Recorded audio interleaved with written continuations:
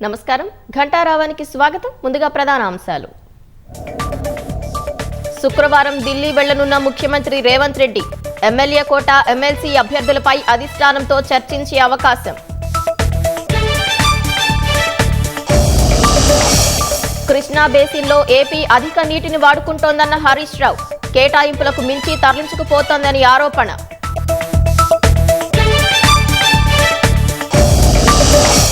Malakpet nurse Sirisha హత్య కేసులో 3 arrest. భర్త, ఆడపడుచు, మరో యువకుణ్ణి కట్పటాల్లోకి నెట్టిన పోలీసులు.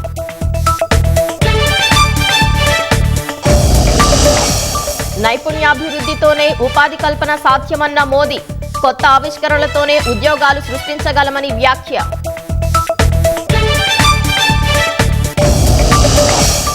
అమెరికాతో ఏ యుద్ధానికైనా సిద్ధమన్న చైనా, వాణిజ్యంపై చివరి వరకు పోరాడతామని ప్రకటన.